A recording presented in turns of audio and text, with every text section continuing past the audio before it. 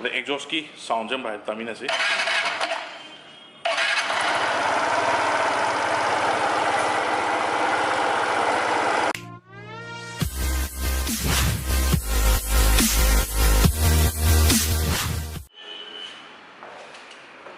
What's up people, Johnny here again.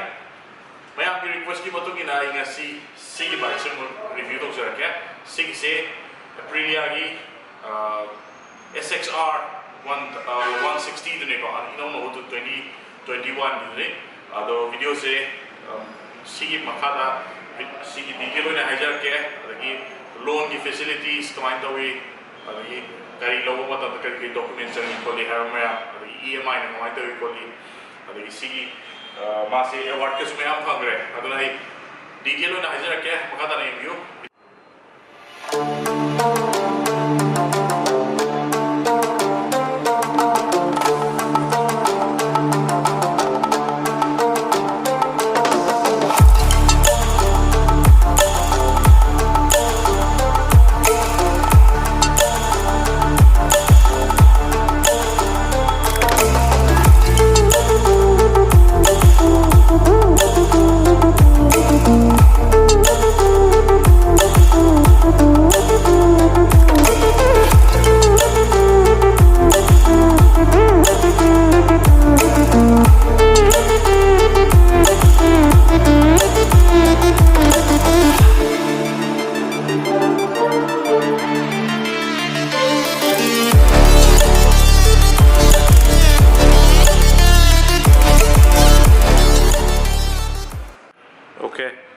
Sigi Aprilia the maxi scooter maxi have the maximum scooter have ne buko Sigi se kamai tholi no hai matam the Sigi design elements koina any scooter ama India da phang ba hai tare ko scooter ama compare to matam da magi leg se helakani adi magi mamang des mana bulky hoiba design magi front design is mana orakani aduga main oina touring gi oina ko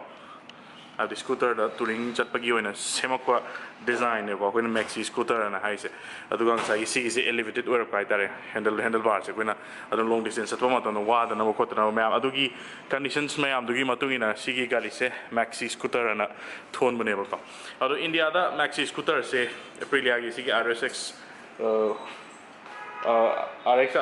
SXR se sigi design sina ahan na te matam kuira bai mamang da kogi kinetic ki blaze na ama layram bane ko adugi design du gyan hogi bani adugi matung da kogi Suzuki ki Bergman na ma su thoi adugi makka adugi maktung ina si mu Aprilia gi tholak bane ko SXR 160 se ado sigi se 160 cc ni aduga 11 horsepower mo ko 7000 rpm da aduna horsepower ga Sagi scooter ready dum yare wang hai tare ko do gari se color scheme just mana red color le re adagi sida le isna blue color le re adagi sisna dark gray ga black oi ko aduga white color amasu le white color to su adagi white color sna adleis sida le isna white color ne ko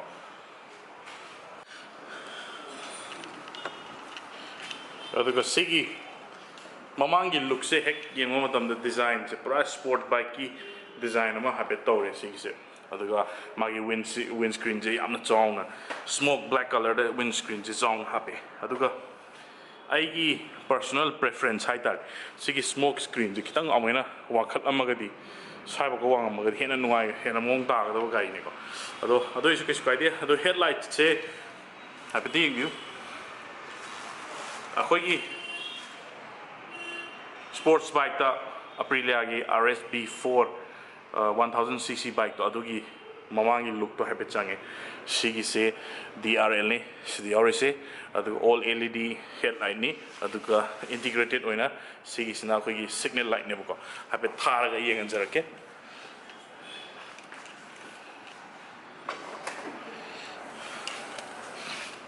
DRL just minor ngale go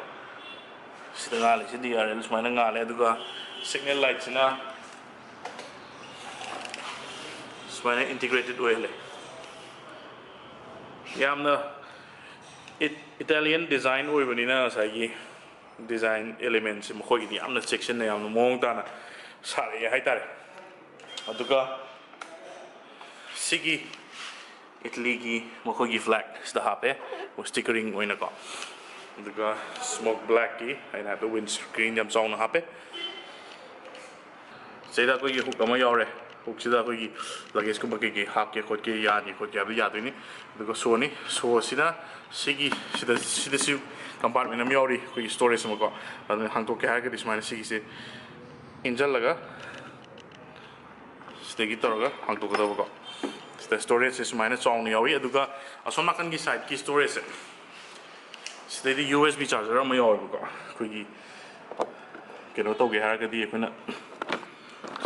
the USB charging port am yawi steady ko aduna mobile charge adum to yare steady the mobile ke hapom ni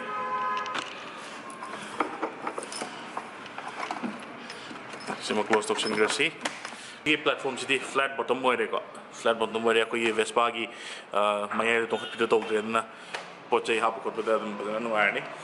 SXR 160 की branding सीधा stickering नुस्ता हाँ पे अदुका मागी leather seats मायना elevated ओए बाहर तारे passenger seat की pillion rider की मायना मायना elevated ओए रे बुको अदुना हें तोंगो तंदा extra comfort ओमो याव बुदो तो seat कितंग hard ओए बुदंग नु तो ओए का hard ओए तो ओए तो सीधा कितंग cushioning लो कितंग अमेना हापा मगर है ना नुआए के नहीं अदुका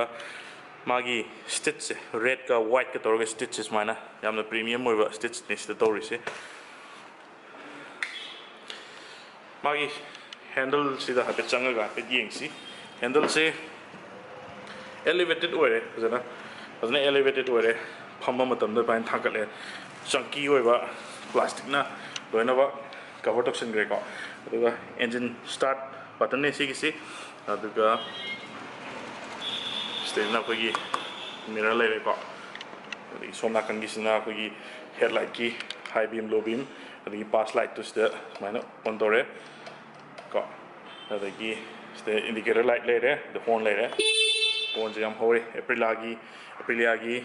badging stay out instrument cluster ni, see all digital instrument cluster, see aduga outside temperature the out kilometer per liter, ko mileage the out fuel indicator, ko fuel gauge out the gauge is na odometer ka speedometer has yare kilometer per hour RPM reading, trip 12 trip AB ni the already say because clock out ABS yaw go sigi kari se the ABS yaw the engine light yaw because sigi sina temperature kogi engine ki temperature ne ko cool ga hot ko ba sigi se aduga magi sideda kogi mode lere mode se aduga sigi sta set to bogi ne ko aduga sigi sideda mode namma su yaw sideda koina sentok sibsit aduga display gi sentok sin to dine ba sideda habet ubi brain yo aina som side se ko Sigi mode ki button sida double click to wo matam da total kilometer tholani trip A tholani trip B tholani swaina select to hai tare ko Aprilia ki show se swaina to aduga all LED tail light ne maningi se ko sida yori se aduga reverse light ki white light is the auxiliary aduga LED tail light ne sma yaw yamna design yamna phajaba hai tare अतुको मागी से grab handle से all metal ने से और इसे को देखिए exhaust note से exhaust pipe से हम तार पिटे भी हमने चंकी वरगा मागी से दा hit seal cover या उजरे मनी की टायर से 12 इंच की MRF नी अतुको alloy wheel की डिजाइन मान ले जरे अतुको drum brake नी मनी की से न को अतुको मागी Maningi suspension se kogi mono suspension adjustable suspension is the origin duka kogi mamangi sina telescopic adjust suspension oiba telescopic front fork oiba duka magi alloy wheel design sing view 220 mm gi disc brake ni mamangi se aduna braking power di dum ni bright by Brake by Brembo have ni usi se Brembo ki brake disc brake ni shar se ABS ki badging ste ho jare the exhaust ki sound jam by tamina se